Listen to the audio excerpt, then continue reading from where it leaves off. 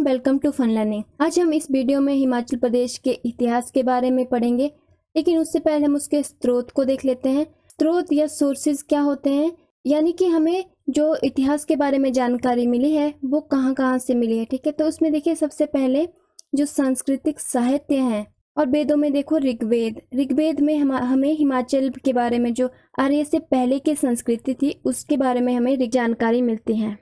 फिर विष्णु पुराण, मार्कंडेय पुराण और स्कंद पुराण, इनसे क्या पता चलता है हिमाचल के भूगोल और निवासियों के बारे में। ठीक है, और रामायण, महाभारत और बृहद संहिता जो ग्रंथ है, इनसे यहाँ के जो मूल निवासी हैं इनके बारे में हमें पर्याप्त जानकारी मिलती है। अब काफी इंपॉर्टेंट चीजें यहाँ देखिए, जो अष्टाध्यायी है, ठीक है, पणिनि की अष्टाध्यायी है और कालिदास के रघुवंशम, विशाखदत्त की देवी चंद्रगुप्तम और मुद्रा राक्षस और कल्हण की राजतरंगिणी, ये जो ग्रंथ है इनसे हमें यहाँ के लोगों की सामाजिक, राजनीतिक और आर्थिक जीवन के बारे में जो विस्तृत वर्णन हमें मिलता है। ये चीजें काफी इंपॉर्टेंट है, इन्हें याद रखना कि अष्टाध्यायी किसके द्वारा लिखी गई, पणिनि के द्वारा। ठीक है, कालिदास का कौन सा नाटक था, रघुवंशम, और मुद्रा राक्षस और देव चंद्रगुप्त किसके द्वारा लिखा गया, विशाखदत्त के द्वारा। अब ये देखिए राजतरंगिणी जो है, ये जो कश्मीर राज्य से संबंधित है, जो कि कल्हण ने 1149 से 50 के बीच में काव्य के रूप में इसे लिखा था। अब देखिए जो दूसरी सामग्री हमें मिलती है वो है पुरातात्विक सामग्री या आर्कोलॉजिकल थिंग्स। इसमें हमें मुद्राएं मिलती हैं अदम्बरों, त्रिगर्तों, कुलुतों और कुलिंदों से संबंधित, जो कि ईसा की दूसरी शताब्दी से लेकर ईसा के बाद की जो दूसरी तीसरी शताब्दी थी वहां तक की जो मुद्राएं हैं वो हमें प्राप्त हुई हैं। और फिर देखिए जो सबसे पहले जब हिमाचल में खुदाई हुई थी तो 87 पंच मार्क्ड कॉइन हमें मिले थे।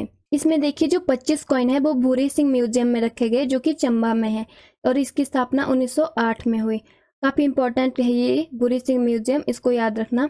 देखिए जो 12 कॉइन है, जो कि अर्की के 12 कॉइन है, वो स्टेट म्यूजियम शिमला में रखे, और स्टेट म्यूजियम की स्थापना कब हुई, 1973-74 में।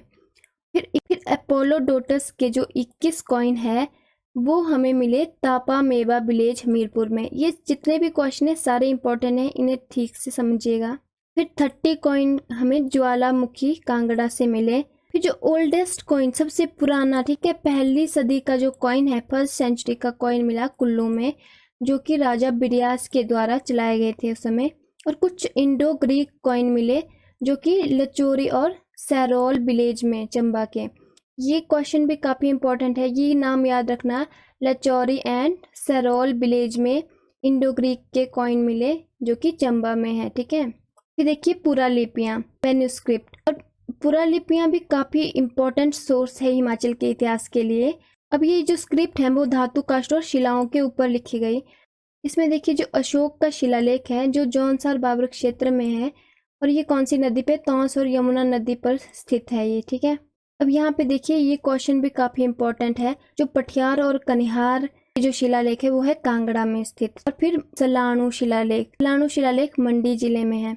सोनपुर की गुफाएं, ठीक है, जो कि जुब्बल में कोठाटी के पास है, ये भी काफी इंपॉर्टेंट है। फिर जो सबसे प्राचीन लेख है वो कहाँ पे मिला है, भरमौर में, लक्षणा देवी की मूर्ति का। और अब देखिए जो हाटकोटी में दुर्गा की मूर्ति पर लिखे हुए लेख जो कि 7वीं और 8वीं शताब्दी के हैं, और दूसरा कौन सा, निर्मल में मंजुनी देवी के जो धातु के बने हुए एक मुकुट मिला जो कि है 9वीं शताब्दी का है। और यहाँ पे ये देखिए ये भी काफी इंपॉर्टेंट, जो समुद्र सेन का ताम्रपत्र है, महासामत समुद्र सेन का ताम्रपत्र है, वो 7वीं शताब्दी का है। ठीक है, और ये कहाँ मिला, कुल्लू के निर्मल में ये प्राप्त हुआ। अब इन मैन्युस्क्रिप्ट के मामले में जो चंबा सबसे ज्यादा समृद्ध रहा है, चंबा में काफी ज्यादा इंस्क्रिप्शन मिली, जो कि 36 इंस्क्रिप्शन यहाँ मिली, जो कि रखी गई है भूरी सिंह म्यूजियम में। और यहाँ पे ये क्वेश्चन ये बनता है कि कौन सी लिपि में है। ठीक है, शारदा और टांकरी लिपि में लिखा गया। अभी देखिए 2011 में HP language and art and culture academy ने 600 साल पुराना मैन्युस्क्रिप्ट स्पीति वैली में ढूंढा, और दूसरे भी कई स्क्रिप्ट मिले जो कि गोल्डन वर्ड में लिखे गए थे, वो कौन से, लाहौल स्पीति वैली में मिले, अलॉग विलेज में। अब आगे देखिए भवन कौन कौन से मिले जिनसे हमें इतिहास के बारे में जानकारी मिलती है, वो था कांगड़ा का किला, ठीक है, और भरमौर के जो प्राचीन काष्ठ और प्रस्तर के मंदिर है वो, फिर कुल्लू में जो नगर है, और भीतरी शिमला में हाटकोटी, और किन्नौर में कामरू, फिर देखो कानन और स्पीति में ताबो, डंखर और की जो बौद्ध मोनेस्ट्रीज हैं वो हमें, उनसे भी हमें हिमाचल के इतिहास के बारे में जानकारी मिलती है। फिर देखिए विदेशियों के यात्रा विवरण। अब जो विदेशियों ने यात्रा विवरण दिए ये भी एक बहुत इंपॉर्टेंट सोर्स है हिमाचल की हिस्ट्री के लिए। और सबसे पुराना जो विवरण है वो है तोलमी का, और उन्होंने क्या है कुलिंदों का वर्णन किया है।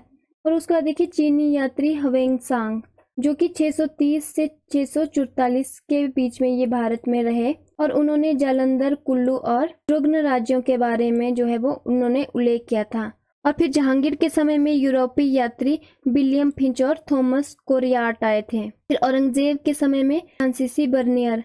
फिर देखिए महाराजा संसारचंद जो कि 1775 से 1823 के बीच में इनका समय काल था। इनके समय में आए जॉर्ज फॉरेस्टर, जेम्स बेली फ्रेजर जो 1815 में आए। फिर अलेक्जेंडर 1817 1822, विलियम मुरक्राफ्ट 1820 से 22, कैप्टन मुंडे और मेजर आर्चर 1829, फ्रांसीसी यात्री विक्टर जैकमो कब आए 1830 में, जीटी विने 1835 से 39, फिर जो जर्मन यात्री बेरेन हयंगल 1835। फिर देखिए दूसरे कौन से स्रोत है वंशावली और लोक गाथाएं। जो हिमाचल प्रदेश के इतिहास के लिए जो वंशावलियां हैं वो भी काफी महत्वपूर्ण स्रोत हैं। यहाँ पे क्या होता था जो प्राचीन राजा, राणा या ठाकुर होते थे इनकी जो वंशावली होती थी ये क्या करते अपने राज परिवारों का या सामंत परिवारों का क्या करते थे कि इनमें एक प्रथा चली होती थी कि उसमें ये क्या करते थे अपने परिवार के जो व्यक्ति थे उनके बारे में बहुत ही अच्छे तरीके से रिकॉर्ड रखते थे, वंशावलियों के रिकॉर्ड रखते थे, ठीक है।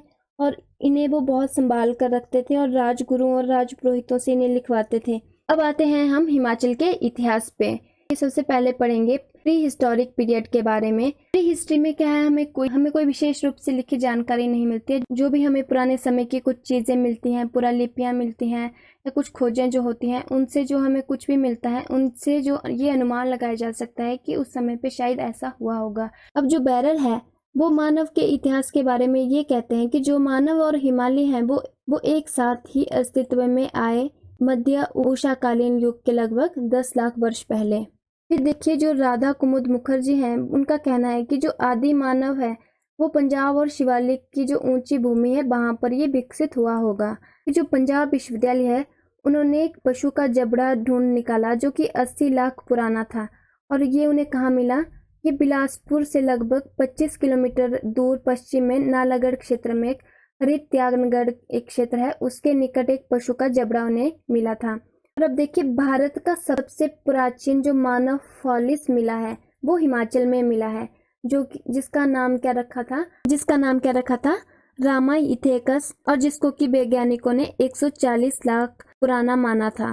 क्योंकि ये जो मानव फॉलिस है वो हिमाचल में मिला, भारत का सबसे पुराना मिला, इसी से इन्होंने ये अनुमान लगाया कि जो आदि मानव है शायद वो शिवालिक की पहाड़ियों में ही विकसित हुआ होगा।